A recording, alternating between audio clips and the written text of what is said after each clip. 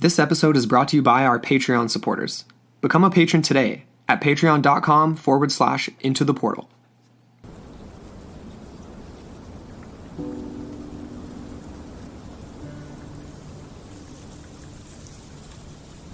The narrow escape took place on August 11th, 1765.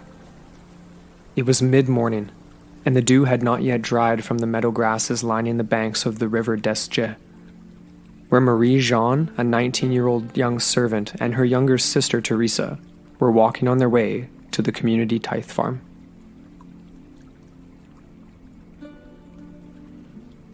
Wisely, Marie carried with her a spear of significant length, one end coming to a point with a sharp 6-inch by 1-inch blade, according to chronicler Abbé Pierre Pouchard. As Marie-Jeanne and Teresa strolled along their familiar river trail, their guards were both up. Both had heard of the deadly attacks ravaging the countryside, and a terrifying unknown beast responsible for the brutal slayings of primarily young girls and women. Needless to say, Marie kept a tight grip on her spear as the girls proceeded along the banks of their route. The path and surrounding forest shrouded in a heavy mist, making visibility extremely difficult. Suddenly, Marie-Jeanne heard a rustling in the bush beside her. Before she could properly think, the beast jumped out of its hiding place, mauling the two young women. The beast leapt for Teresa's throat, but Marie, thinking fast, thrust her spear up into the chest of the monster, throwing it off of her sister and causing it to howl in agony. According to official documents, the beast placed a paw over its wound, yelping continuously. It rolled several times into the river and disappeared from the girl's sight. La Bête, or the Beast, has become one of the most illustrious and horrifying series of slayings in all of French history. The reign of terror lasted over 3 long years, and the identity of the beast has never been conclusively proven. Join us on Into the Portal for a horrifying new mystery set in the windswept highlands of France. The Beast of Gevaudan.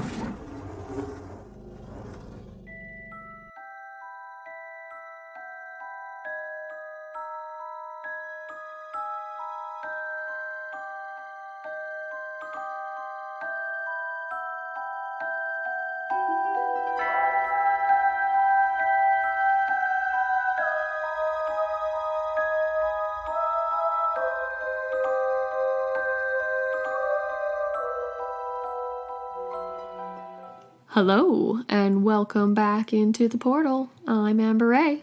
And I'm Andrew McKay. Welcome back, everybody. Yeah. To yet another week. Here we go. Yeah, another Sunday, another episode. Love it. And we're really excited about this one. It's exciting. It's a good one. Yes. Another listener-suggested episode. That's Thank right. you to Aaron over in Australia. This is ripe for the picking. And Indeed. we didn't even know about this, until he mentioned it. Yeah. No, I had never heard of it in my entire life. No. Always learning something new every week, every month with doing this show, and in this genre for sure. Yeah. But we have a little bit of housekeeping before we get started. Exactly. Before we get into all of that fun stuff, we've actually got a new episode for our Patreon members. So all of our lovely patrons over there on the site, they are going to be getting a brand new mini-sode. Yeah. Not even really a mini-sode. It ended up being kind of like a full length, but that's okay. It's all good. And it's really cool. Like, we actually got a mystery involving the U.S. military, World War I, and the Bermuda Triangle. Yeah. So, pretty cool. Yeah. Another thing I want to address, too, was this whole Fran Drescher thing. This has gone way over. So many people got it, though. Oh, like, they so did. many people reached out and they totally got it. I thought it was didn't more get obscure, to be honest, because I never heard about it until it got brought up. Right. Specifically to me. But thank you, everyone. We had a buttload of response, and we're going to be sending out all the stickers pretty quick. We're just waiting on a fresh shipment. We're actually getting our logo, like our record. Our actual, like, black and white ITP logo, so it's going to look really cool. Yeah, so we're really pumped on that. We just have to wait for them to come in, and then we can send them on out to you. Yeah. Yeah. What else do we have here? Oh, there was one other thing Well, there's a few things there. Sorry, we're just going to rip through these really fast. But I did want to address again that we've had a lot of response in relation to that negative review that we discussed last week. And I just wanted to say thank you so much to everyone in our community. Seriously. Yeah. Because you are so lovely. And I had a lot of people put in their 2 cents about this guy, this reviewer. And I guess it did kind of border on the trolling side of things, perhaps. But anyways, I just wanted to say thank you, especially to Helen over in the UK. And she sent me over this really cool article. It's an NPR article, and it discusses the policing of young women's voices and the issue of gender politics in radio broadcasting and podcasting, all this stuff. So I'll have that posted to my personal Facebook if anyone wants to take a look. We're not very political. We try to be neutral. Apolitical, yeah. Yes, on the show, but I do want to post that because I think it's important. Definitely. Like to every young person out there. Well, there's a lot of young female podcasters out there too. And they deserve to do what they want to do, and they don't deserve to be hammered on it because their voice isn't nice and silky and manly or blah blah blah. I don't know. Right. Anyways, not like my voice is silky and manly by any means. But it's kind of brutal. Like I was looking into other couple shows with female hosts, and a lot of the feedback is very similar, where it's like nails on the chalkboard, this is grating, I can't listen to these voices. It's like everyone has a voice and you can't change your voice. So sorry, society. Anyways. Anyway, but thank you again to everyone that reached out. It was really great. It really was. Thank you. And another exciting thing, we're going to be re-releasing all of our past episodes on YouTube. Yes. We've got this really sweet new overlay that's like, it's like a record spinning around, and it's got this cool, like, you know, that grainy sort of scratchy quality that records have. So we're going to be re-releasing all this on YouTube. Every week there's going to be another one up, and we're going to be trying to do some commentary on what we thought about the episode. Yeah. So there'll be a little bit of extra footage in those. So yeah, it's going to be fun. Yeah, so look forward to those. We'll be posting it to our social media, our Facebook, and obviously to our YouTube channel. So yeah, and then last but certainly not least, a big shout out to Adam Benedict. Yeah, man. He, of the Pine Barrens Institute. He gave us this really sweet review on Facebook, and it made me so happy and just warm and fuzzy inside. So definitely. Thank you. Yeah. And I guess just a few things on Pine Barrens itself. It's PBI, so Pine Barrens Institute, is an online cryptozoology/cryptid reference site that is based out of Janesville, Wisconsin. The focus of the site is to document and help spread information pertaining to the folklore, legends, stories, true accounts involving like well-known and lesser-known cryptids throughout the world. So it's really great work. It's really great. Isn't it? Yeah. Like, it's really well done. I love the layout of their site. It's And we'll have the link for it on the page for this episode and everything. So yeah, make sure you guys go check that out. Yeah. Yeah. So big thank you to him, and also to Cryptid-Wendigo, another cryptozoology blog. Really and cool we've blog. been in contact with her all week, and we owe a huge thank you to you for providing so many details for this episode. A lot of it sourced from Poucher's Beast of Gevaudan, which is a very great source for this episode. Yeah. So thank you to all of that. And let's get into it. All right, let's get into it. The Beast. Now, we were going to pull up an audio clip for that because Amber and I love the movie What We Do in the Shadows. Yeah. And the darkest place in my mind is reserved for the Beast. But in all seriousness, though, this is a pretty cool story. It is. Pretty gruesome. Definitely got some historical elements to it. And let's get right into it. So we are talking about the Beast of Gevaudan. Or La Bête. La Bête. I feel like I'm going to probably switch back and forth in what I refer to it as throughout the show. I like La Bête. La Bête. And you do get that feminine identity, right? Yeah. So that's really cool. A lot of people do refer to the Beast as a she. Right. So again, another sort of similarity. I did notice that in a lot of blogs and stuff covering this topic. Yeah, it's referred to as a she. So what is this thing? Well, we don't exactly know, but what we do know is that it is a ferocious beast of unknown origin, unknown type, coming from who knows where. It basically only attacked the human species, killing individuals and allegedly drinking their blood and, of course, feasting on their flesh. and multiplying its carnage from day to day. So this situation just kept on getting worse over a period of 3 years. Hunters who were in pursuit of it have never been able to stop it, hadn't been able to stop it, and it was basically because it just outwitted them. It surpassed them in cunning, and nor were they able to engage it in combat because it basically presented itself to them, but it was too terrifying in appearance for them to... it weakened their courage, and they weren't able to actually deal with it. This is basically like... weak in the knees? Yeah, and that's me paraphrasing from a local newspaper in 1762 in the south of France. So... yeah, I mean, this was all happening in this very small little town, this area called Gevaudan, and this is in the south of France. And it all sort of really came to a head in the summer of 1764. Now, this province is known for its rugged highland landscapes framed by awe-inspiring Massif Central, which is just like the terrain of the area, I guess, Yeah, right? it takes up roughly a third of the interior of France. Right. Massif Central. Massif I Central. really want to go see it now. I know, wouldn't that be so cool? It's separated from the Alps by this riverway, but it's almost as not almost as impressive. I don't know. Like, from the pictures, it looked pretty impressive, but... Indeed. we need to go traveling. I know, right? Need to make some more money. Go traveling. But yeah, this is some of the most rugged, unforgiving, and deep forest and swampland in France. And it's sort of mixed with steep volcanic rock outcrops and jagged mountainscapes and things like that. So lots of places for a creature to hide, that's for sure. Oh, yeah. Some have actually referred to it as sort of the backwater of France, and that's sort of how it was known back in the day, back in the 1760s for sure, because of its accessibility to most Inaccessibility. lack of accessibility, inaccessibility, and then obviously at that time an extreme lack of development. So these people were, for all intents and purposes, living in the wild, Basically, yeah. in a lot of ways. Like, it was a village that was established in the sense there's like blacksmiths and people there. But it's just tiny villages. But it's small. And it's agricultural. They're grazing, they're herding, stuff like that. I actually... the Highlands themselves were very...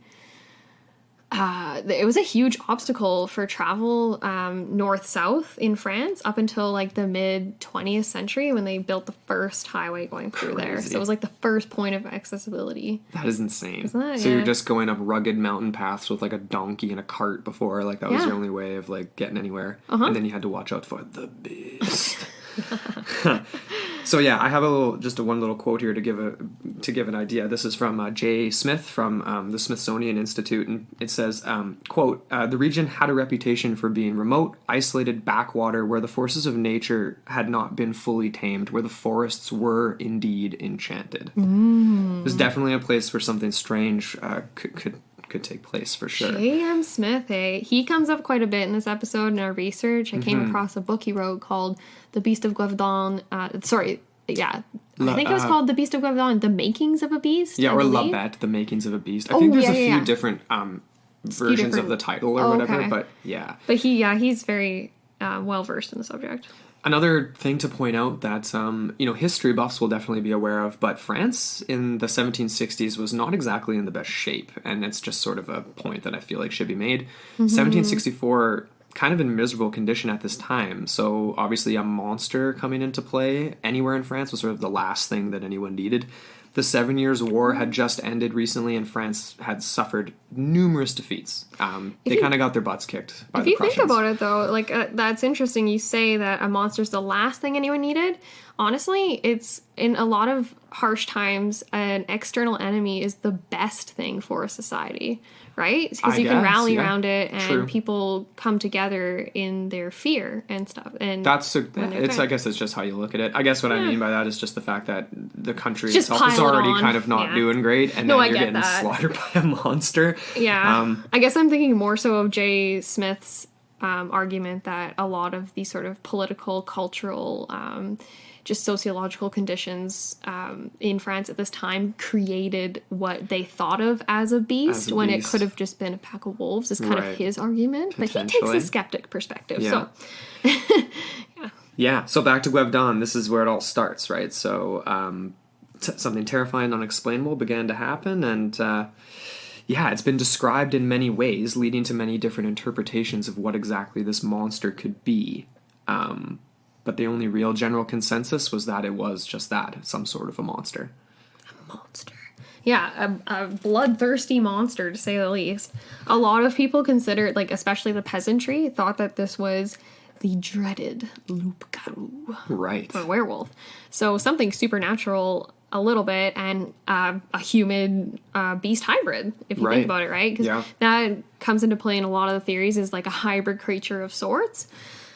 That's interesting, though, right? Because that's a little bit more paranormal. Kind of is ringing bells as from our last episode, hey, with the Wendigo and stuff. Definitely. A transformation, perhaps. Yeah. Also thinking of Anthony Hopkins, Yeah. even though that was London, whatever. Some people hated that movie with Hopkins and... I didn't mind it. I liked it. Oh my gosh, what was it? Benicio. I just like the time period. Yeah. Yeah, Benicio del Toro, yeah. I mean, werewolves have obviously they have such a rich history in Europe, in Western Europe and in France for sure. Mm-hmm. I was obviously... obviously people are going to think that this thing could possibly be that, right? Probably. Well, especially since it had a seemingly insatiable appetite for human flesh. Yes. And it wasn't going after livestock. No. It seemed to be much bigger than a wolf, too. And it had weird physical properties. Things like talons. Right. Like, so massive claws. Yeah. Reddish hair with a white fluffy chest usually described. So you get fluffy, that kind of reminds me of a wolf kind of thing, maybe bear. You get small ears usually described. Obviously razor sharp teeth, usually 4 in total. So that almost reminds me of a lion, because you know when a lion opens his mouth, usually you just see the 4 big ones. You don't see all the tiny ones. Yeah. There was also descriptions of like a dark back, so almost like a darkened mane going down the spine. Okay, yes. And a long tail. Right. So not a stubby tail, not like a hyena or anything. No. And not like a fluffy tail, like a dog or a wolf. So very confusing. And the other thing too, right off the bat, is like talons or claws. Anything canine doesn't have that. Or they won't have significant ones. Like it's they not have like them, but they don't using. use them to tear their stuff apart. They use Exactly. their teeth alone. You know, exactly. It's bizarre though too, because the attack style, which we'll get into in a second here. But yeah, so just another, I guess we kind of covered all of these. So you got red coloration, a lot of descriptions, more hair around the face and neck. Yeah. Bizarre. But a lot of these are they're snippets of descriptions because people were so scared, or they were in, say, low lighting at nighttime or in heavy rain or mist shrouding it, whatever. Yeah. So they didn't really have time to take a complete stock of what it was. But it was terrifying, and it was large. Yeah, yeah. By most accounts. The one thing that I thought was interesting is the fact that you get a lot of descriptions of reddish color. Yes. But then in a lot of other ones, you get gray. Yeah.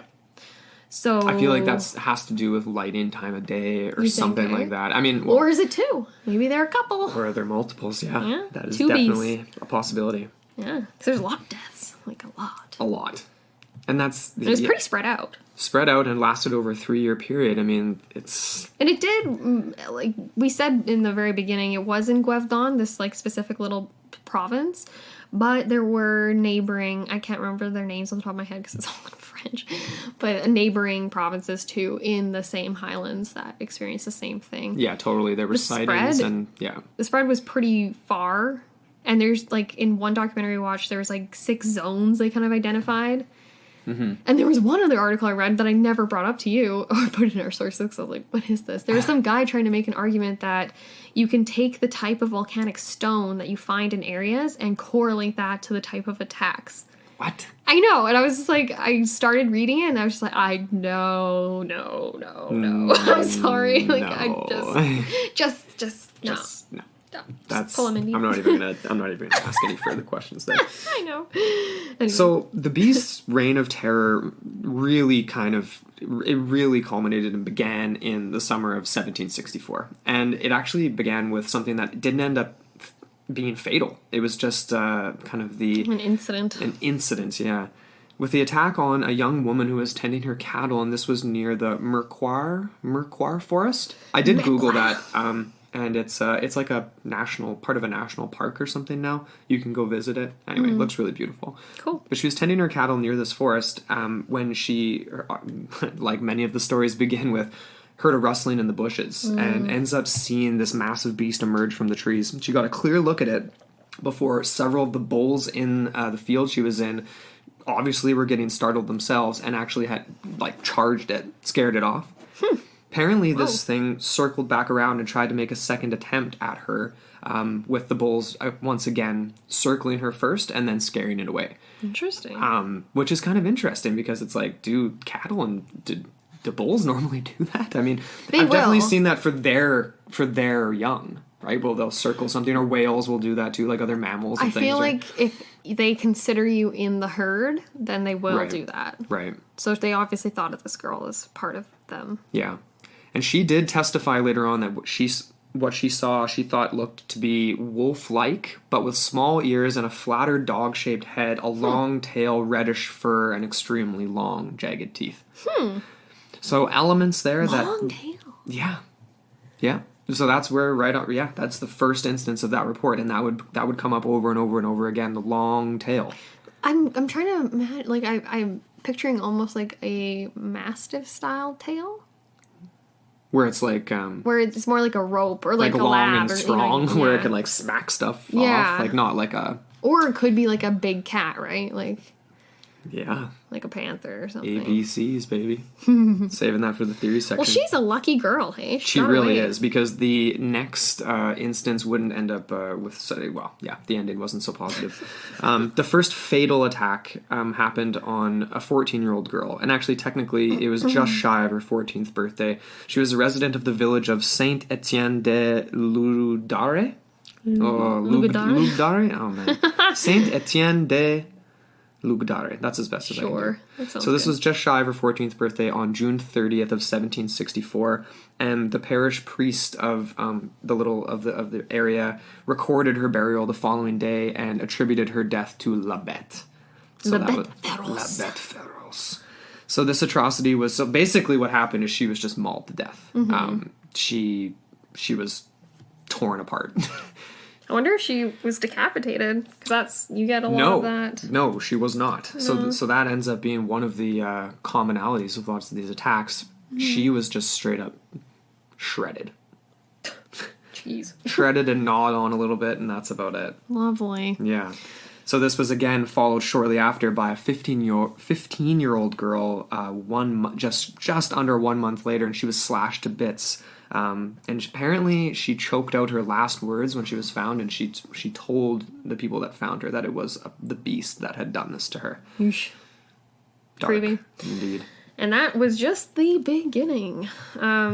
We did mention that the beast tended to favor young women and girls, yes. But in a neighboring province, there was actually a young shepherd boy in the same month. He went missing while he was tending a flock of sheep. By the time his body was found, there was only a few shreds of clothing and partially eaten remains. It was becoming increasingly obvious now to authorities that there's a lot of killings going on in the interior, in this highland region. And, September and October, but September especially was a bloody month. There was 4 victims claimed. The last of them was actually a 36-year-old woman, which is interesting. Yes. The attack, it took place at dusk, and it was literally steps from her doorway. Man, and she got... That sucks. Yeah, that's brutal. Yeah. Yeah, and then the first week of October was pretty harsh, too, so moving into October, the incident started to kind of move northwest, towards the mountains of... Help me pronounce this, Amber. I'm going to say Margeride. And began to terrorize the peoples of Saint Chalet, Saint Alban, and Malzou. Good job. I'm trying really hard with my French. No, that's good. So what is particularly disturbing about all of this is just how the beast would go about attacking its victims. And I mean, we talked about this even with like the ABC episode, the big cats and stuff, where there would be animals mauled, not really eaten, just sort of gnawed on or whatever. But the thing with the beast is it seemed to deliberately aim for the neck, and human necks, okay? Ripping apart its victim in order to satiate its thirst for blood, basically just feasting on the neck. And oftentimes the bodies would be found decapitated. So many of them would be found fully decapitated, no head to be found, and in one instance the skull was found at a fair distance from the body, and it had been cracked open like a nutshell, with the brains licked clean. Gross. That's Yeah. I mean, those are very specific. And that's not like that was just one instance. Like, there was multiples. Yeah, there's a pattern of this. That is very crazy. Like, the whole decapitation thing and going for the neck, that is characteristic of a wolf. They do tend to do that because they like to break the neck of their victim. But then they eat the rest. They do. They don't just... It's weird. Okay, so it's not natural. No. And the most unnatural part of it was that, a lot of the times the bodies were covered back up with clothing. Sometimes the decapitated head would be placed back with the body, like arranged on it or next to it. As well, another few noted attack styles was relocated organs, missing organs, presumed eaten, maybe. I don't know. Okay. Obviously, the partially eaten aspect, gnaw marks on the outer body. All of those could be attributed to animals finding the body after and going to town on it, just opportunists. That actually makes perfect sense. It does make perfect sense. So it's kind of hard, just given the remote nature of the subject, how far removed we are in history from it, whether that could have been determined. All of these were actually from Cryptid-Wendigo. I just wanted to say thanks. She had a really, really good documentary. PowerPoint. She had a PowerPoint. It was really helpful. And she actually did a presentation on it at a cryptozoology conference, which was really cool. Very cool. Yeah. But that is a good point though about just what would the capabilities have been back then in terms of analyzing what had been, what was gnawing what. Definitely hunters were adept with knowing what a track was and presumably bite marks too. But if it's a mauled corpse, it might not always be from a forensic perspective easy to tell. Because you would think, if there's blood everywhere already, you could possibly determine if a body was eaten after death because the blood wouldn't be there, right? Right. So you wouldn't get that, post-mortem, I can't remember what the blood coagulation thing is. But it would be, it's in a different state. So it's you can tell when it was, So I don't know, but anyways. Yeah. The head count did, though, continue to rise in that year in 1764, and basically the local authorities were kind of getting pretty on edge because this was becoming a serious issue. People were scared. People were panicking. It was panic. And wanting to avoid even more so widespread panic throughout, expanding into other villages and stuff, the local authorities and some local, not locals right there, but aristocrats from neighboring places of larger populations decided to take action. So Etienne Lafont was a regional government delegate, and he kind of joined up with Captain Jean-Baptiste Dumel, who was the local... Duhamel. Duhamel, not Dumel. A leader of the local infantry. I believe that's correct. They basically organized the first counter-attack of the beast. And they had it all plotted out. They had different trenches and different areas they were going to go into and strategically kind of try and flush it out. Yeah, they sat down and they mapped this all out. And apparently, allegedly, at one point, the number of volunteers to actually fight and find the beast rose to 30,000 men. I feel like that has to be an exaggeration. I feel like that's got to be an exaggeration, but I mean, even so, even if you that's all of France. Even if you cut his, that's all of France. Everyone's out there with their pitchfork. Everyone. I mean, even if you cut a zero off that, that's a lot of people. This is totally just I thought you just said, even if you cut his ear off, not cut a zero off. Whose ear are you cutting off there? That's totally a Lost Army of Cambyses scenario, though, right? It's 50,000, or is it 5,000? Or was it 500? Or was it 500? Or did it not happen at all? So, anyway. So Duhamel organized these men and basically, used military tactics. Was one of the things, and that's we just said, they plotted out spaces. They were going to basically try to funnel the beast and flank him and try to trap him so they could kill it. Her, rather, I should say. They also left poison bait, which I think makes way more sense. Why wouldn't you? That should be your plan A. Right there. Well, what about all the other livestock and things? Well, I guess they wouldn't be eating meat, though. No. It could be strategic. Yeah, well, the poor other wolves and meat eaters in the region might not fare so well, but, I mean, small price to pay, I guess, for these people.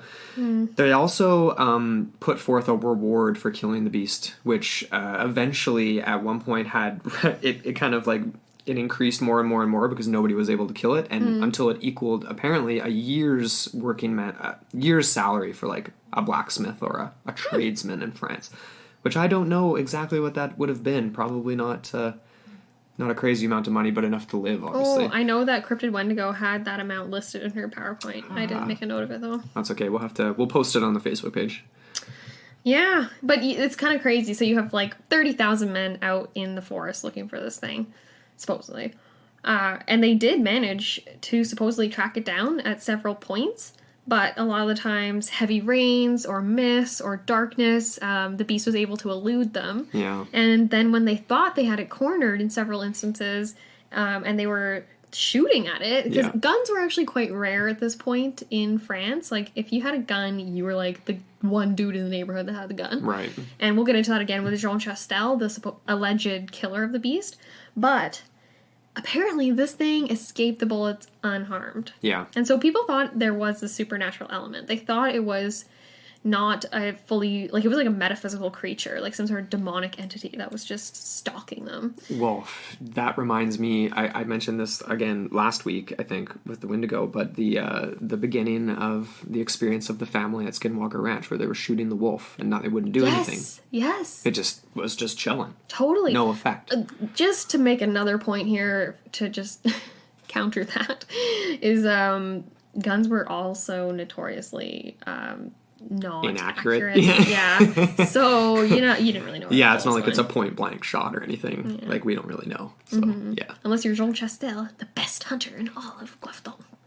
I just love saying things with a French accent now. Oh, oui, oui. Oui, oui. Oh, baguette. So yeah, what was interesting about these early hunts for the creature was sort of a mix of like people's intentions of how they were actually going to kill this thing. Because like you just said, some people thought it to be supernatural, either some sort of a loup-garou or like a demonic entity. I haven't done enough research just on the loup-garou itself in terms of like what's the word? Not like the philosophy behind it, like if people think of that as some sort of a demonic entity, like someone's possessed, therefore they're you know what I mean? Like they're a werewolf because they have, you know what I mean? Like it's not like a creature that just bites you and you become a werewolf. I don't know the details of that, but while the official report was that they were searching for a massive Eurasian gray wolf, the actual opinions of the people searching for it kind of varied for sure. They thought honestly, they were searching for something supernatural. Exactly, but I feel as though the official statement in the official report that it was a gray wolf was to calm people's superstitions, because superstition was pretty rampant at this time. And even that Jay Smith, he makes the comment that there was it was a very transitional period, and people were, the limits of possibility had greatly expanded in scope. There was we were heading into the scientific revolution, and there was sort of this widening of people's imaginations to a certain degree, and that included the making of monsters. So a lot of people were thinking, this was a supernatural, crazy, demonic thing, and I feel as though the officials were trying to quell that a little bit. Yeah. Even if they believed it themselves. Well, right? Exactly, yeah. That's kind of what I think. That's almost like it reminds me of the official narrative for the U.S. government in relation to extraterrestrials and contact with UFOs and things like that. Yeah. They don't want to incite panic. They just want to keep to a status quo to a certain extent, that type of thing. Yeah. Because things like this create instability in a society. And I did make that point that an external enemy might be helpful to sort of garner people and gather them together in a united front, but we'll see an alternative version of how this wolf could have been used as a tool by people who were against the crown. Yes. So we'll get into that in our theories. Got a snoring dog in our room right now. We have a beast right here. Beast. Well, I was playing with her the other day, and she literally sounded like a freaking monster. She didn't sound like a dog. We're going to catch that we're going to record that, and we're going to post it. Yeah. What do you guys Special bonus footage. Identify that animal. Seriously. So where are we at here? We're getting to the end of 1765. The Beast has already claimed 65 victims. And that's just reported victims. Like, that's, like, on record, documented, definitely 65 people were killed. A lot more injuries, I would imagine. Oh, yeah, for sure. And potentially other kind of, like, kids and things like that just went missing, never to be recorded because they were even, more remote, like, super poor peasant people, right? Not everything got documented. No, even though there was quite a good national historical record going on in France at this time. And there was, for sure. Yeah, a lot of this stuff was documented and passed along. But, interestingly, the most famous case of La Bête, or the Beast of Gevaudan, is known as the Maiden of Gevaudan. So this was a young girl, and we covered this in our dramatic intro. So this was the case of Marie, what was her name? Marie Jean, and then her sister Teresa. Mm-hmm. And this is interesting because in this account, when they went and actually relayed it to the authorities, they weren't able to sign the document, the statement of the attack, because they were both illiterate. Really? Yeah. Okay. And the young girl was just a servant. She was 19. And her younger sister, Teresa, was about 16 or 17. Gotcha. And like we mentioned in the dramatic intro, they were walking to the community tithe farm. So that's a place where everyone in the community goes and they do their contribution. Like in the medieval era, everyone... In the medieval era. Well, everyone kind of worked the land, right? They did. They sort of like... It was like common communal land. Yeah. Exactly. So everyone had to... It was almost like a... Tithe was like a tax. Right. It's like a farm tax. So, yeah. So this was very interesting. They were obviously aware of the Beast and all these attacks that are happening. They're the most vulnerable part of society. So, wisely, Marie is carrying this spear with her. Mm-hmm. And it's incredible. So the story goes, obviously, like we covered, the Beast did a surprise attack, leaps out of the bushes, and she thinks fast, and it goes for her sister, but she manages to just thrust it right into the chest of the Beast. And the official story goes that the Beast clutched at the wound with a paw, which is weird. It's very human-like. That's strange to me. Yeah, that almost reminds me of someone in a suit. Or that's half human. We discussed this too, the idea that it could have been a human disguised in like the skin of a big cat or a big wolf, and you kind of made the comment, you're like, oh yeah, that thing's barreling towards you on all fours. Like, no, it's a bipedal creature. Like, how are you gonna fake that? Right. But if these were surprise attacks where it's just leaping out of the bush, how do you fake the teeth though in the towns? I mean, yeah. Anyways, we'll come back to that in the theory section. But yeah, so this Marie Jean, she fought it off, fended it off. It went into the river, like rolled into the river. Yeah, so like she stabbed it and it kind of went down a little bank or something. And yeah, and when they were questioned, they described the Beast as being the size of a large farm dog, gray, with a white chest and a black back. And its front was bigger than its rear. That kind of reminds me of a lion. That reminds me more of a... Like thin hips on a lion and then like the big chest. Mm-hmm. Almost like a adolescent lion, though, because if it has like the bit of the mane but not the full mane, you know what I mean? Or it could have been a female lion. Actually, no, female lions don't have any mane. Never mind.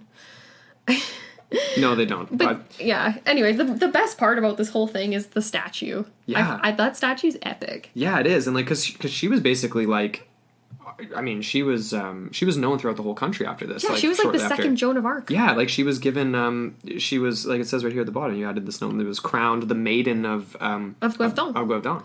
Yeah. I was so cool. The king's royal gun bearer was the one that bestowed that name upon her. Right. And I don't know when this statue was actually erected, but it's a pretty old looking statue. It doesn't look new. No, it seems like it would have been in the 1800s would be my guess or something like that. And it's very much like it seems accurate to the story where she's almost like it's down on one her. And she's thrust like leaning down, almost kneeling down and thrusting it up, and pretty and the Beast epic. is up on 2 feet. Yeah, and it's really cool. The statue itself is in a churchyard. It's in Auvers, France, in the windswept plains of Auvers.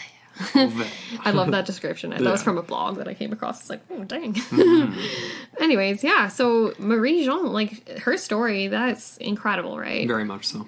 She saved her sister and herself. Well, this is, and just the fact that, like, we have hunting parties of, like, Duhamel, who is, like, this is his job, like, he's a wolf hunter.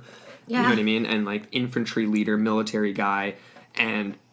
allegedly 30,000 men. Let's just call it 3,000. Mm-hmm. And they were struggling. They couldn't. But maybe they needed better tactics. They were going about this in all the wrong way. They had an offensive. They needed to lure it out. They needed to have trickery and deceit involved. And it's funny because, like, in the history of La Bête by Poucher, I think I butchered that title, but anyway, something. History of La Bête. It's okay. But there was this one letter that was written that was basically saying, it was pleading to the crown to use more of these sort of trickery methods, where they basically said, take straw and make up a woman's figure, dress her in woman's clothes, the accoutrements, the jewelry, everything. In this model, insert livers, so like livers of cows, of sheep, whatever, with poison in them. And essentially put these all over the woods, and then wait for the beast to attack. Right. And then. And I said they sort of did elements of that, I guess, with the poisoned bait or whatever. But true, yeah. I wonder if they actually tried that, or if it was just written. Well, I did come across an account that, like, they definitely did. I don't know if they did the straw dummies of peasant women or whatever, but apparently they did dress up some of the men as women. Did they? Yeah, so like they were armed. No way. And they're dressed up as peasant women. But they wouldn't smell like women, though. No, but they would look like them. Yeah. Presumably. Or they would smell like them if the clothes did, right? I guess. I mean, like pheromones. But they would smell like human, and that's all that really matters. If you smell like human and you look like a female, maybe that would be more likely to provoke an attack. Yeah. But anyway, I don't know. Yeah, I definitely came across that in a couple of sources. But Duhamel and the other guy that I mentioned a little earlier there, they weren't really getting the job done. No. So they were basically like, they claimed that they had killed that one gray wolf, and that was the beast, and then the attacks just continued. Yeah. So they had that stuffed and sent back, and it was just like, yeah, it didn't really. It was interesting though, because it was a very good mechanism for calming the widespread panic. As soon as that, well, sorry, did we get to that part? With I don't know, actually. Oh, never mind, sorry. We're right here, right now. So Duhamel gets replaced as the head of the hunt, and Louis XV would end up sending two other of his professional wolf hunters, Jean-Charles and Marc-Antoine, Just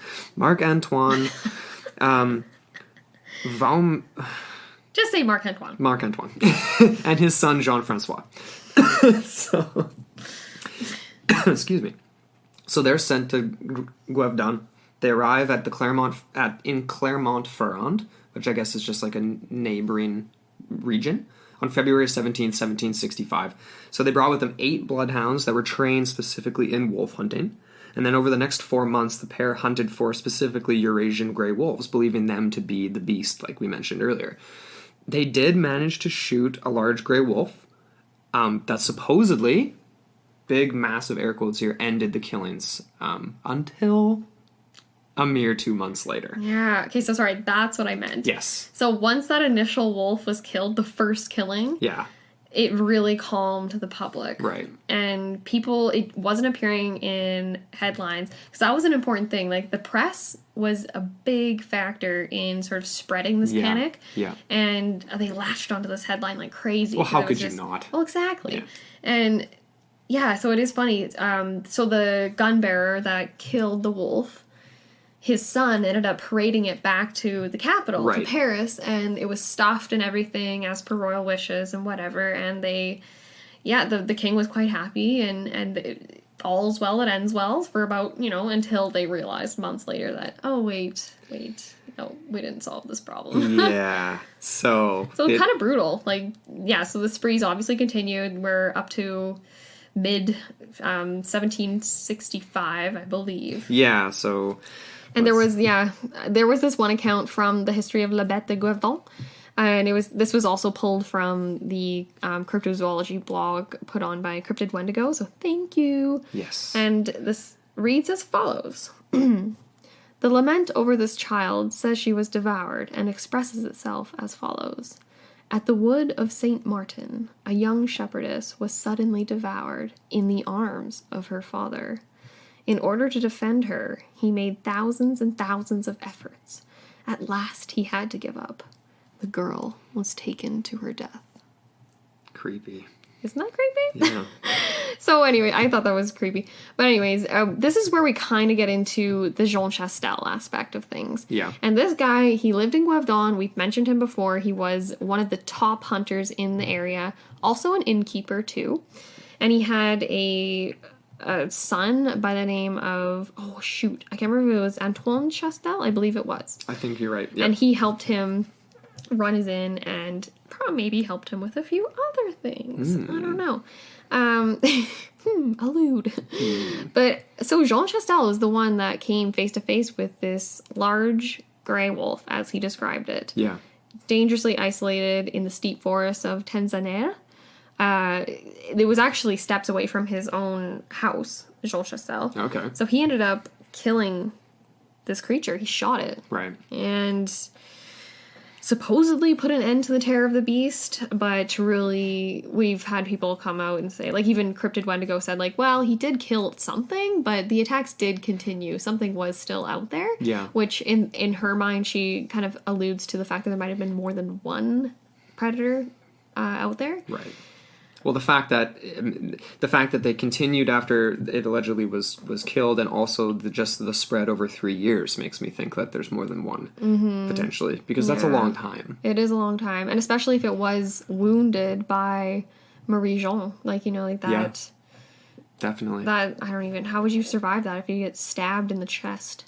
That's pretty brutal. You have to be some sort of a supernatural creature. Yeah. But this is where it gets kind of interesting, because this Jean Chastel is a bit of a shady character. Not shady, but he's just like... he's shady in the sense that there isn't even a Wikipedia on him. We know nothing about this guy. Nothing. Just a few tidbits here and there. Mm-hmm. But by the end, well, when he shot this thing, it had killed over 116 people. There was many hundreds more of injuries and other sorts of things. And this included men, too. It was mostly women and children, but there were men that were attacked as well. Yeah. And, people were basically, the location where they were attacked were often, like, the bodies were moved. Like, picked up and moved. Like, picked up in the jaws of this creature and physically carried away. So even like, even a child of 15 or 16 that weighs 100 pounds, you got to be... A wolf would be dragging that. You know what I mean? Not picking it up. Carrying it. That's a good point. And the reason I say that is because there were no drag marks. Yeah, that'd be pretty obvious. Or blood trails or whatever. In a forest, yeah. Very interesting. Anyway. Okay, you know what's even more interesting about this Jean Chastel? Because I was talking to Cryptid-Wendigo about this, and she was saying how... Because I was curious, like, hey, so this guy killed something. Obviously, there's a body. What happened to it? Was it stuffed? Was it sent to Paris again, like the first one? So she said what happened was that Jean Chastel, he killed it. He kind of had it sitting maybe like for a bit, and then he started to parade it around the countryside, and there's no refrigeration back then, so it just got to the point of decay where it wasn't even recognizable what it was. So he said it was a big gray wolf, but I don't know. And then this Chastel, again, like, he is implicated in some of these theories. There are some people that think that his son actually trained the beast and was a bit of a psychopath and set it loose upon these unsuspecting French nationals. Man. So that's another one there. But that would make sense for this thing from Cryptid-Wendigo, that La Bête, basically, like, we made the point that it didn't really attack livestock. It almost had an aversion to cattle and livestock. Like, not just that it wasn't interested, that it straight up did not want anything to do with it. And it avoided it. Yeah. So, she basically wrote that it's been suggested that she, being the beast, had eaten some calves and smaller livestock, but when it came to attacking things the same size or larger than them, she had a great aversion to it. La Bête would avoid cattle as much as she could, and has never been reported to have spat blood at them when they get too close. So it's like... What? Never reported? Sorry, has even been reported. Yeah. So, and that sounds demonic, doesn't it? It's like, that's something beyond. How do you get blood in your mouth? You're already eating something and then you just spit it out at them? I don't know. That's definitely... Most herders would basically say that, I don't even know. This was not an issue. It was not an issue of La Bête coming in and all of a sudden, like, all the sheep are dead. Yeah. Like, just for fun. You know what I mean? Or all the cattle are dead just for the heck of it, just for sport. which would be creepy in its own right. It's interesting. The more livestock there are in the area at the time of the attack, the higher likelihood you are of surviving. Yeah. Bizarre. Mm-hmm. Anyway. You would think it'd be the opposite, whereas like you are a target if you're around. Totally. Vulnerable animals that are defenseless, essentially. Except for bulls, obviously, with their horns. Yeah. So, we're kind of getting down to, like, the theories here. Mm-hmm. Discussed the predominant cases, some of the, I don't even know, some of the ridiculous letters that were sent to the official effort. It's pretty funny. I mentioned that one about the nux vomica, poisoned livers and all that stuff. It was pretty funny, though. It was like this quote. Let me see. This is pretty long here. I don't want to do the whole thing. That's okay. But it says here, so they're like, I don't even know, like their suggested solution, I guess you'd call it, was to make a model of a woman, which is quote, which is then dressed up in the clothes and ornaments of women. You then insert a calf or a sheep's liver into the model. Into each liver or other flesh La Bête is known to like are tidbits, all poisoned in advance with nux vomica. It is known that nux vomica should be as big as a denier, which I don't know what that is, plus some more broken into smaller pieces, assuming La Bête has 4 feet. The dose is proportional to the size and strength of the animal, and if it does not have 4 feet, you lower the dose. Assuming it has 4 feet. Yeah, that's weird. That is strange. So that kind of falls back into the idea that it was a werewolf, or it was a changeable sort of creature. Yeah, it could go from bipedal to quadrupedal whenever it wanted to. It was La Bête by night and a person by day. And that does actually come into play. There was, where was that? I think I forgot to actually include that in our notes, but there was testimony from women who had seen monsters dressed in men's clothing. Ooh. And there was this one woman who was walking along the street, and it was like at dusk or kind of at night, and she walked past this man that was very strange, and his shirt was open, and it was just hair. Just like fur. Like not hair like as in a cherry chest, but like literally fur. Like fur, like a werewolf. And so that was where people, I don't know if that's just part of the folklore aspect. Yeah. But very creepy. Very interesting. So that kind of wraps it up for the story part. Yeah. We're going to get into some theories, but first, got a little promo break. Yes, we do. Who are we featuring this week, Andrew? Well, today, this week we are featuring promos for 2 different podcasts that are dear friends of ours. So, the boys over at Cryptonaut podcast, and also Toby and the team over at Secret Transmission podcast. Mm-hmm. So take a listen and make sure to check those guys out. Alrighty, both great podcasts, so make sure you go check those guys out. Definitely. But now we're moving into theories. We are. Yep. And we're going to start off with the boring one. The skeptic's perspective. Yeah. And this basically comes from the premise that the beast was probably just a bunch of wolves. Or there's one wolf, maybe, that was particularly nasty. It could have been a massive Eurasian grey wolf that was just particularly insane. So this comes from Jay Smith, Monsters of the Gevaudan, Making of a Beast.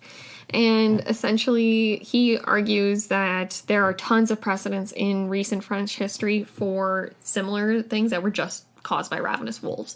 So this is a quote from him. He says, "In the century before the crisis in Gevaudan and in many other regions had experienced panic-inducing assaults from ravenous wolves.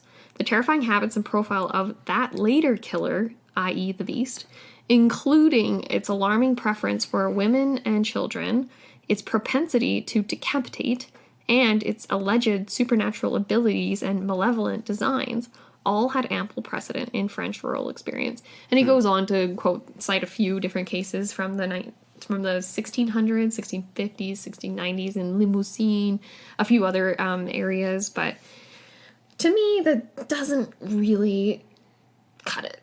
No, I agree. Because, the thing with... obviously we know that at this time it's kind of like rural populations, it's not established towns, so they're kind of living in the wild, and there were wolf attacks. Mm-hmm. For sure. But they were very... They were identifiable. Yes. That people knew. They were very familiar with wolves. Yeah, they hunted them. Yeah. They would hunt wolves. Mm-hmm. Just for, and eat them Just too. for kicks. Well, and, No, I'm yeah, kidding. and that too. For the pelts, for everything. For sure. So yeah, these people knew what these things were, obviously, and It I just don't know, seems- like, for 3 whole years, I feel like for that to be the case, it would have to be, like, extreme starvation. Like, why would these wolves, right? And if that's the case, too, then you'd be going for livestock. Exactly. Right? Yeah. Yeah. That's Why easier. would you be attacking humans? It almost seems like it's for sport, right? It's a challenge. Right, and once again, that doesn't match up with canine personality traits either. That sounds much more feline. Killing for sport. Yep. And that's one of my favorite theories, is Yeah. the one we'll get into in a second Definitely. here. Something interesting of note here, though, like we've said multiple times, like most of the victims were really young, and in the first year and a half of 79 of the cited cases, 63 out of that 79 were under the age of 20, and that was male and female. And this was for the spring and summer, where most of the attacks were taking place, and this was kind of like, I guess, optimal for the beast, because this is when the rural populations would be working in the fields, the vineyards, outdoor pursuits, things like that. And also, spring, not so much summer. I'm thinking like, well, you're heading to fall. You kind of want to fatten up and make sure if you are going to any sort of hibernation. I wonder if we never actually looked at the spread of like when the most attacks took place as far as seasonality. Did you ever come across anything like that? Not really. Like, they definitely happened throughout the entire year, though. So it's not as if this thing went into hibernation like a bear or something. No. Because these attacks went into late October, November. A hibernating creature would have already been working its way into, on the decline from around that time. On the decline. But then this was another interesting thing too. So basically, there was this study done by John D.C. Linnell. It was published in 2002, I think, in a book that he wrote. But the first section of the analysis basically considered the attacks in two ways of thinking about it. One, excuse me, that the beast was a wolf. So they were basically taking all the attacks and just counting it as a wolf. And then also looking at it in comparison to wolf attacks. So the ones cited as the beast, they were taking them separately as beast attacks, and then separating the rest of what would be clearly not the beast because they were described differently, or they were clearly wolf attacks. Match up. Basically, like, this cross comparison showed that the beast's data showed a drastic shift towards a higher age. So the grown-up victims of the beast, so obviously it was attacking women and children, but when it did attack grown-up victims, they were more adults. So they were older than the age of 16. So they basically, what the study shows is that the creature that's being attributed as the beast is significantly larger than any of the other wolf attacks being reported. Interesting. And that the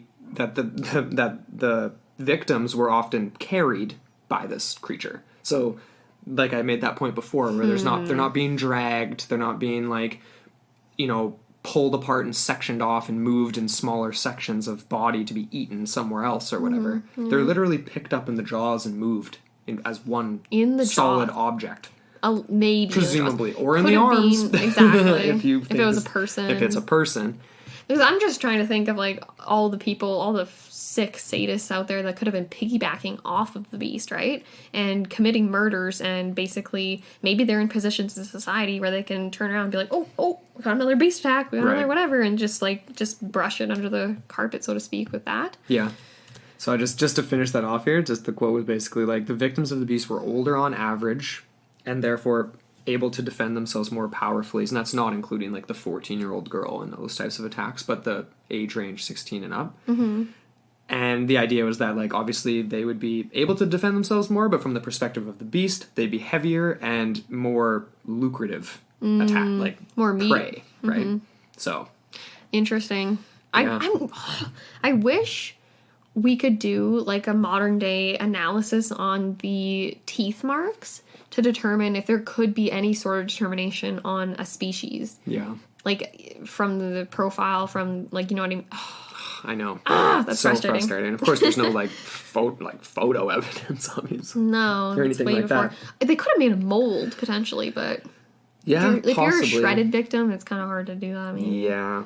And the poor wolves, right? Because this was all just being attributed, for the most part, because the authorities were saying that it's wolves, right? To avoid widespread panic of a monster, whatever. And so between 1764 and 1767, there was well over 100 wolves were killed in the region of Gevaudan.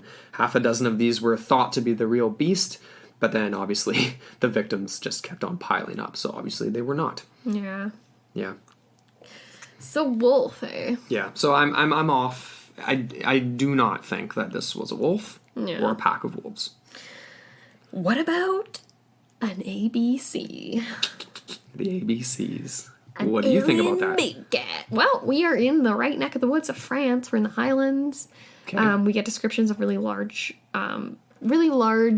like feline-esque sort of body shapes, right? Like we mentioned, the bigger front versus the narrower back. Long tail. Talons, claws, long teeth, like a lion. Yeah. And we're in very mountainous terrain. So yeah. And just again, we've said this before, but just to reiterate, people in the area at the time were well aware with the physical appearance of wolves. Yeah. And they wouldn't, you know what I mean? Like, it would just be like us seeing a deer. Be like, yeah, that's a deer. It's not like you're going to question it. You see something, it's familiar, you know it. This is obviously something that was not familiar to these people. Definitely not. Yeah. And even things that weren't from the area, like, were familiar to them, though, right, too? Because of just, because people were traveling throughout Africa and traveling wherever, and there was naturalists that were documenting these things. So it's like it was common knowledge to know what a lion looked like, or an elephant, or a giraffe, and like things like this, right? Mm-hmm. Yeah, and it's interesting because, well, a lot of people will say, well, there's been suggestions that it's a hyena, that it's a lion, that it's a panther, so you get multiple big cats. I would say most likely a lion, because you do get these descriptions of like a mane type thing. Which matches up with an adolescent lion, right? The red coloration. Think, for all you back at home there, just think of the Lion King when they're doing the Hakuna Matata song and they're going across like the waterfall, or they're on like a log going across a waterfall, and you see Simba in his awkward phase, or he's like, he doesn't quite have a mane, but he's got some weird like wingy type of stuff coming off the top of his head. It's so funny. But anyway, yeah, like, so people might not have been familiar with that version of a lion, so therefore they might have not attributed it to a lion. So you get this sort of discrepancy there. There was a researcher, though, a biologist, Karl Hans Tucke? Yeah, right. Tucke. Yeah, so a biologist and former academic assistant at the University of Osnabrück, Northwest Germany, and he wrote his doctoral thesis on behavioral ecology, basically. Yeah, it's published in zoological papers and things like that. He kind of takes this approach, yeah, right? He believes it to be a lion. So I'm going to read this quote from him from a National Geographic article. And he's certain of it. There can be no reasonable doubt that the beast was a lion. Namely, a subadult male. Oh, okay. Subadult. So almost a full adult, I guess. Not quite there. Yeah. The description of size, appearance, behavior, strength, it all fits together. The comparison of size with a bovine animal, flat head, reddish fur, a dark line along the spine occasionally occurring in lions, spots on the sides of the body that appear especially in younger lions, a body that becomes conspicuously sturdier from the rear towards the front. So that's, again, multiple accounts of that. A tail which appears to be strangely thin. So definitely with a tassel. With a tassel on the end of the tail. Enormous strength that allowed the animal to carry off adult humans and to split human skulls, as well as to jump 9 meters or more, so 30 feet. And that's a stat that we came across in the Alien Big Cats episode, obviously. That was a clear indication of a cat. You can jump 30 feet. Yeah, that all fits. Yeah. For me, that's very compelling. And it's interesting, Take actually thinks the beast perished not because it was shot and killed, but because it probably consumed a bunch of the numerous poison baits that people left in hopes of protecting themselves. Right. And And he thinks that it was a lion that escaped from someone's private menagerie, since keeping exotic animals was once thought of as luxurious and fashionable at the time. Like, you know, French. Can you just imagine that? It reminds me of like Marie Antoinette or something. Oh, yes, just the lavish excesses of whatever. But that's the same thing that we talked about in the Big Cats episode, and it's just like the outback of Australia was a little bit made more sense for like a cat from the savannah. You know, like, does it not get cold in the south of France still? Like in this region in the Highlands, it's still going to snow. I'm assuming if you have a lion, you have pretty much everything you need. No, I'm saying, but if it's escaped and it's lasted for 3 years, how's this thing surviving the winters? Well, you create a den. Maybe. Remember? It just seems like it would get a little brisk for a lion. But I don't know. Yeah, I don't know. It's not like a lion's a reptile. Like, they are able to heat themselves. It's not like they rely on. But they're from a place where it would never get. What? Stop putting holes in my lion theory. Anyway, no. In Take's lion theory. I definitely think that the description definitely makes the most sense. And even Jean Duhamel, the original hunter of the beast, he wrote in 1765 that, quote, "This animal is a monster whose father is a lion. It remains open what the mother is," end quote. Weird. So he's kind of suggesting perhaps a hybrid creature. Mm-hmm. Yeah. Yeah. The father, hey. That's interesting that he says the father and not the mother. Like. Yeah. Weird. Yeah. Then, of course, we have this, the paranormal element. So the idea of a werewolves in Europe in general. And obviously we know that since the Middle Ages, the stories and legends of werewolves have just been super prevalent throughout Western Europe. But could this have been a resurgence of some sort of an ancient beast? Like, several hundred years before, I don't even know. Like, is this something that happens on a cycle or something like that? You know what I mean? Like, we don't have accounts of it from hundreds of years before the 1760s, but... That's actually interesting. We should do more research into French mythologies of loup-garou. That would be a really cool topic to just focus on. No, for sure. Future episode. I also would be curious just to look back at, into... the 15th century, say 15th, 16th centuries, to see if there was similar, a similar monster or anything like that.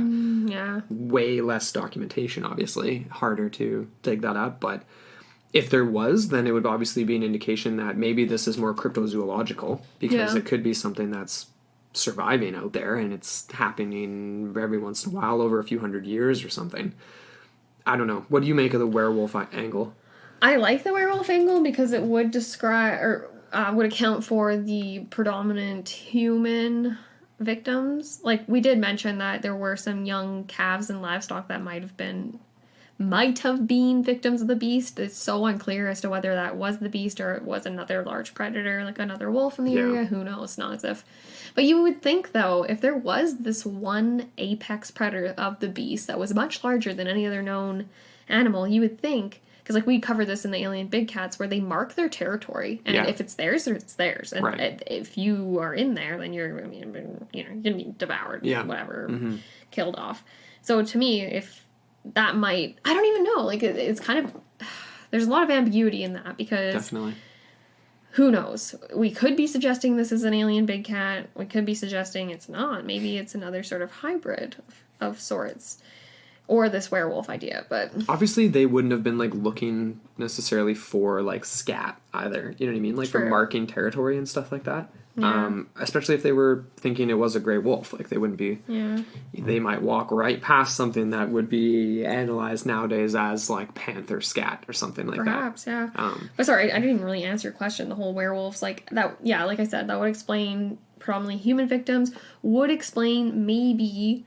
the covering up of bodies. You could go serial killer with that as well, but you could do that with maybe he kills out of lack of control and then realizes after the atrocity that they've committed and tries to kind of give the victim a bit more of a better burial or better whatever. But that didn't happen for all of them. No. Which makes me think that this is a combination. Possibly. But we've got more little theories here. Yeah. Oh, here. Sorry, this is where my quote came in here. Okay, so there was this one account of a woman. This is a quote here. She was on her way to Mass, and she saw a beast man in the form of a wolf with brass buttons around the throat. as if the wolf skin were an overcoat that had been buttoned up over a human form. What? In another reported case, a woodsman saw a large shaggy shape running along the ground on all fours. He said that it had the shape of a man. In yet another account, a woman, also on her way to Mass, was accosted by a large furry man who walked alongside her, but who instantly vanished as soon as she screamed the name of Christ. She said this was a sign that the creature had either been the devil or one of his agents, and she was sure it was a werewolf she saw. End quote. Interesting. That was from werewolves.com, but very interesting. Yeah. So wait a second. So let's go back to that first one there. It was like a beast man in the form of a wolf with brass buttons around the throat, as if the wolf skin were an overcoat that had been buttoned up over a human form. So that would correlate to the idea that there is someone dressing up. And there is someone parading around that is perhaps a sadist or a serial killer or whatever, and they're using a costume of sorts. That's weird. Yeah. I mean, how difficult is it to fool rural I know, right? French people? I don't know. in And this the whole, the 1760s, woodsman one, too. A large, shaggy shape running along the ground on all fours. He said it had the shape of a man. How does it have the shape of a man if it's running on all fours? Well, how does a man run on all fours, though? Like, how do you fake that? Have you ever tried to do that? It's not easy. No. Maybe when I was really young. But no, it's not. You know what I mean? Like, let's go try. Okay, we'll do it right after this. We'll film it and put it up. We'll tweet it. You guys can go check it out. So, yeah. So, I mean, obviously there's just not a ton of evidence. It's all circumstantial evidence, obviously, for the idea that this thing was potentially supernatural, like a werewolf. Mm-hmm. Other than the fact, like, mostly, attacking humans. That one earlier quote or the line where it was like, if it's on 4 legs, use this much poison. It's like, what do you mean, if? Yeah. What do you mean, if? It's on, what do you think it's this debatable, thing is? Like, apparently. it's like, if you're trying to poison werewolves as having 2. And obviously this might have been before I don't even know. Like, when did it come about that you needed a silver bullet? Oh. You know what I mean? Like, where is that just like a folkloric thing that developed more recently in the last few hundred years? Another thing to research, or if anyone knows that, please message reach us. out to us. I mean, this is obviously not a werewolf episode specifically, but there's werewolf elements. Definitely. I mean, if you Google werewolf France, the beast will come up first. Yeah. For sure. Like, so. Oh, there was one other thing I wanted to mention. Oh, it escaped me. Oh, well. That's okay. We can come back to it. Yeah. So then the other section here in the theories was, I mean, we're kind of, we're getting into more... So we're still on the hybrid route. We're still on the hybrid route, yeah. So a hybrid animal. Mm-hmm. And the most likely option would obviously be some sort of a trained dog-wolf hybrid. Mm-hmm. And there were those who put out the idea, and this one I think is a little bit more out there necessarily than just a hybrid, but a hybrid army of dog-wolf. So like multiples, right? Like the idea that there was a pack of wolves. Well, how about a pack of trained hybrid animals? Well, that goes into one of our last theories. Yeah. Conspiracy of sorts. So the repeated attacks and the description being not quite like a dog and not quite like a wolf, but something else, obviously, it makes sense that this would be some sort of a hybrid. Although it's like, for me, the size thing. How do you... I mean, how is it that much bigger than like a gray wolf? Because like gray wolves get big. Like they get to be quite large. Mm-hmm. So... I don't even know. Someone suggested, I'm trying to think like Irish Wolfhound, maybe. Yeah, but those things are so like skinny and like not even like, you know, like they're almost like a deer. But if you went more Mastiff route, then... Yeah. In the book, the 2004 book La Bête de Gevaudan by Hervé Boyac talks about a trained hybrid creature, possibly a hybrid of a hyena. Oh. So this hybrid assumption is based on the description of it being sort of semi-canid, of the semi-canid creature that was shot in June of 1767. It was said to have sort of strange morphological characteristics. But you know what that reminds me of too? Just recently, like a couple months ago, we posted, in Montana, there was a wolf-like creature shot, remember? And there was like it was like a couple of weeks of it being analyzed. It ended up just being a wolf, but it didn't look like one at all. The ears were different. The snout was a little bit more snub. Like it was more dog-like, I guess, like in between a wolf and some type of dog. Right. So people were like, what the heck is this thing? Like, I don't know. But this description kind of makes me think of that. Yeah. You know what I mean? But the only thing for me that doesn't match is, like, the tail thing. No. That doesn't. I don't know. Yeah. Here, this was so I'll wrap up my little section here. This is a quote from a different National Geographic article. A critical evaluation of historical texts, including the publications of the French abbots, Francois Fabre and Pierre Pouchard, who we've mentioned already, revealed that neither this animal nor any other wolf killed in Gevaudan had anything to do with the attacks of the beast.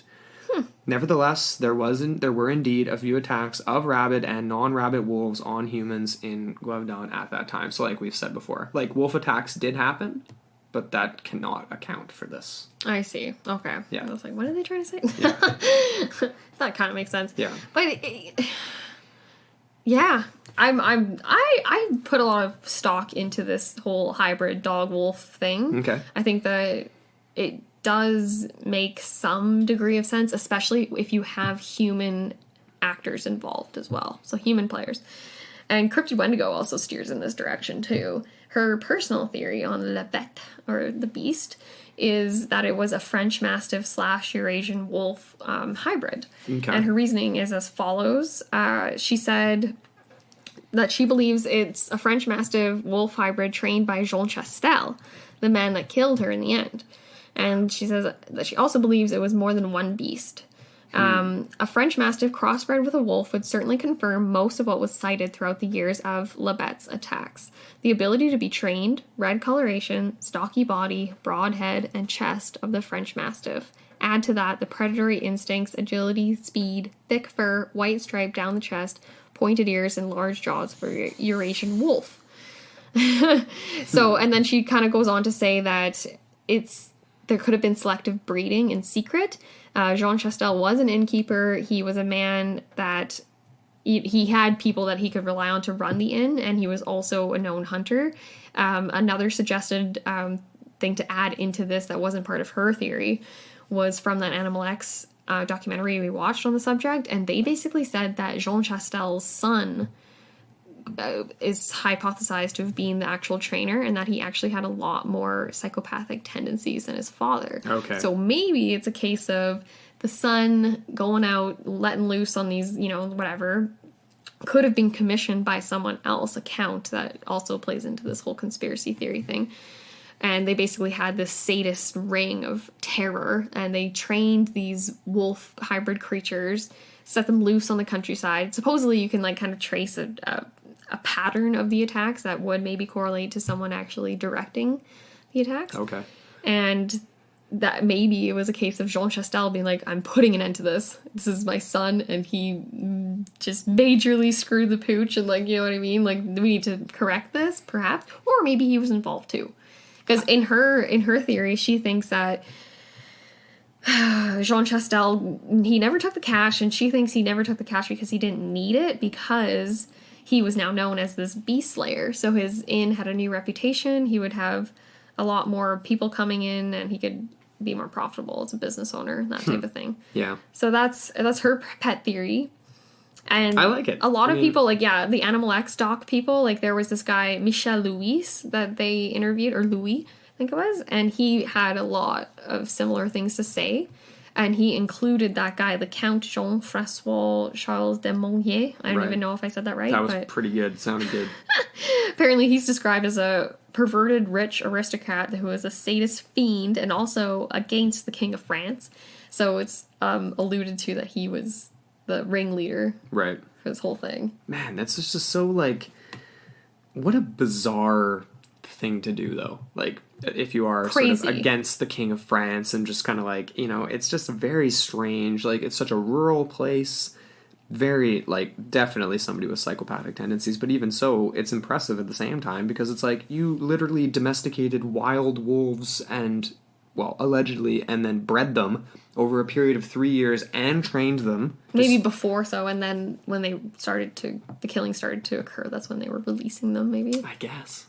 How the heck do you even go about training that, though? You get drifters and have them attack them, and I don't know, tie them to a tree, and I'm thinking of Hannibal, right, with Mason Verger, where he's training the man-eating pigs. Yeah, and but he had that's to easy get... though. You just you just starve them and then you shove a body in and they'll eat anything. Yeah. It's not the same. Well, he was as being training them like, with the sounds of the screaming too. Human screaming. He was training them to be attracted to that and to get hungry when they heard that sound.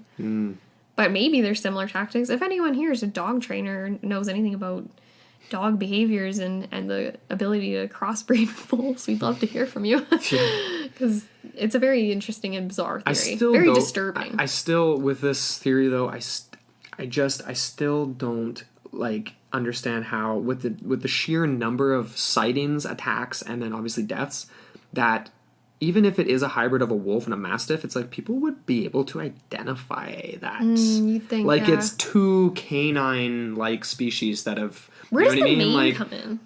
Like, like the dark down the back. Exactly. Too? That sounds almost like more husky. Like we have a Malamute wolf husky in the family, and it looks like a husky, obviously, right? Yeah. Like, but it's like if that was crossed with something that didn't have those super dominant husky features or something like that, it would still look like a dog. You know what I mean? Like it's. But it depends how many revolutions, like how many litters. That's true. How many generations? I'm just saying, it seems like the description is like much more out there. We got the Chihuahua out of the wolf, so I don't know. I'm pretty sure there's a lot of like phenotypes that can occur through weird, spontaneous. For sure. But there's ones that just don't match. The long claws, the flat head. Like that, sure, the Mastiff has a flat-ish head, but it's not the same as like a lion skull. I wish you could just cross those lines like the dog cat. Dog cat, yeah. Dog cat. Dog cat hybrids. Because that seems most likely. Yeah, that's some serious clickbait topic right there, eh? Check out this new Chihuahua. Oh, yeah. Chihuahua Mancoon. Yeah, just get it back to this whole conspiracy, the idea that there could have been a criminal ring against the crown, against the French people that was directed by this count. Right. It's interesting to think that Jean Chastel was one of the best hunters in the region and one of the only people with a gun. And analysis says that he could have killed the beast a lot sooner, supposedly, since he was right in the heart of these beast attacks. But he waited 3 long years. Did he do that on purpose? Did he do that just because he wasn't really involved initially? Like, or just what's his degree? Was absolutely nuts? Like, because that doesn't make sense. Why would you? Yeah. Why would you wait that long? Another thing we didn't really, we've alluded to it along the way, was just the idea that there could have been either a serial killer or a few different ones. Multiple. That kind of just took advantage and, like I said, piggybacked on the beast. Yeah. So there is this idea that there's a common serial killer pattern involved here. If there was a person involved, it's killing in your own backyard. Yeah. They were probably from the area. Yeah. In all likelihood, if you look at the spread of the kills, that probably would seem to them in that time to be a wide net. You know what I mean? So in that sense, they might not have thought of it as like, oh, this is my backyard and whatever. Yeah. But in reality, it's quite small. Yeah. Yeah. No, for sure. You would have to be quite mobile, though, even so, right? For it to be a person and to not know, for no one else to notice that they're going about doing this, and to convince people that it's still a beast doing it. Yeah. And to never be seen and anything like that. Like, that's something else. And it's, man, if you believe in the supernatural element and somebody taking advantage of the fact that there's something going on that's very violent and whatever else, then holy moly is this region at this point in time in history just the most, messed up place in the world, because you'd have serial killers capitalizing on ferocious attacks and potentially a either demonic entity that's killing things for fun, or a supernatural creature that needs to eat human flesh. Like the Wendigo. Yeah. It's interesting, though, just to pick on Jean Chastel a bit more. Well, not me, I guess. Patricia Briggs, author of the novel Hunting Ground, featured Jean Chastel as a character, and supposedly in this book, he actually plays the beast. So he plays himself and he is the beast. He's a werewolf. And it's interesting because the plot goes that he's threatened by this authority, or I don't even know, and so he stops hunting humans openly. And then that's when he decides to take credit for the death of the beast by killing a large gray wolf. And then he continues to prey upon the human population, specifically women and children, in a more subtle way. But that's interesting, hey? There's so much. There was also a movie, The Brotherhood of Gevaudan, I think it was called, or the Brotherhood of the Beast, maybe? I never heard of that. I never came across that one. But... I was talking to Cryptid-Wendigo about it. But yeah, apparently it's all French subtitles. Oh, no, you did mention that. Yeah. Yeah. You should check it out anyway, just for the heck of it. Yeah. What's your favorite theory, though? Well... Where are you lining up here? Okay. Initially, like, I was kind of in the take, his camp of things, in the sense that, like, it does sound like it does sound like a lion. It sounds like a big cat of some kind. The tail, the claws, the size, the coloration. I get what Cryptid-Wendigo's saying with the hybrid with a mastiff. Definitely coloration would match. Tail potentially would match. I mean, you'd have to see how a wolf tail ends up going together in a hybrid, and that's the other question too. It's like, which end is which end is which? Is it a female mastiff or a female wolf? Oh yeah. And what difference would that make potentially? You know what I mean? I think I'm leaning towards a big cat, and whether it's, I don't know if it's supernatural, because obviously that, like, same as the ABC episode, like, people were bringing exotic animals into the country. The question is whether or not something could have survived for 3 years, and either, already had been pregnant and then there's offspring that are hunting as well, or if it's just one thing for 3 years, just kind of getting its good 3 years in and then it disappears, or it's shot. The thing is, though, is if it was shot, you'd know. It would be a cat. Yeah. Right? So that's just it. That's the part to me that makes it feel supernatural. I'm still on the fence. I don't know. Definitely not wolves, in my opinion. But, even if it was just a regular big cat, you don't find the bodies of these things. Typically, like, when they die. No. They go, like, even, like, house cats will go underneath. They'll hide in dark crevices to go die. Yeah. And I'm imagining there would have been a quite comfortable lair of this beast. Right. In a very dense bog in a wood. Right. Oh, and one fun fact I never mentioned was, I believe it was Jean Chastel's son, or someone in his family, who was at one point arrested by the crown because he had led, in one of the hunts, in one of the chases, he led the king's men into a bog, and they got horribly stuck or whatever. No way. Crazy. Yeah, and some people thought he was sabotaging them. I honestly, I could be wrong about it being Chastel's son, but I believe. And that might have added to the image of him being sort of psychopathic to a certain extent, or being more sympathetic to the beast. Well, and it would make sense, obviously, for, hating the crown, too, because they would have known that King Louis really needed this to end, because it would have made him look half decent, because he wasn't looking so good at the time. Like, they lost Canada and a whole bunch of their overseas territories. Like, they were not doing great. Like, people were looking down on King Louis. It's a rough time. Yeah. What about you? If you had I am leaning towards the big cat theory as well. Yeah. I think that's pretty plausible, but it's funny how that never came up, though, in anyone else's, like, analysis that we found. Like, obviously there are no, like, there's no, like, cougars in the same as, like, the North American cougar here in this region of southern France and things like that. Lynx? I didn't actually see that. But they're small, right? No, and they're bob-tailed. Yeah, so... Really. They're too small, yeah. Yeah. But, I mean, it's like, if it's something interdimensional, where is this happening? I mean, obviously it's isolated. So if there is something in the mountains here that's, like, because where are these creatures coming from? If it's not a hybrid animal being raised by Jean Chastel. Well, there's the idea that it was a private menagerie that they just escaped from. Private menagerie with, like, multiple lions. We should look into private zoos and circuses at the time. We might have to do a bonus episode, I think. We might. Yeah. Well, if we get any response from anyone out there with any of the call-outs we've done, I would love to do some more. Definitely. This is a really, really... It's a hot topic. It is. Yeah. No, and that does make sense, though. Like, if you had, say, 4 or 5 pet lions, because you're a rich Frenchman, and then over 3 years, they all... You're like, I'm over this. See you later. You're out in the... You'd think people would call them out eventually. They'd be like, excuse me, you had a different lion last week. You'd think. Yeah. Well, that's wraps her up, eh? Yeah. The best. So, feel free to get us on our social medias. The Instagrams, Twitter, Into the Portal 1 on Twitter. Yeah, and Into the Portal Podcast. Yes, ma'am. Come follow us. Come and chat. Our group on Facebook is getting pretty active. Talkative. Yeah. Yeah. We love it. It's awesome. And we're going to start trying to curate more articles so that there's more opportunities to discuss things. And for all of you that are already in the group, or those that haven't, but they want to join in and talk about all this cool stuff, feel free to post articles. Totally. Like, we're going to be more active on there. We're going to be posting some stuff from the Pine Barrens Institute because they have a lot of really cool articles on that. Definitely. And from Cryptid-Wendigo as well. So look forward to those this week and beyond. Yeah, absolutely. So once again, thank you so much for listening, and we will be back again next week. Next week.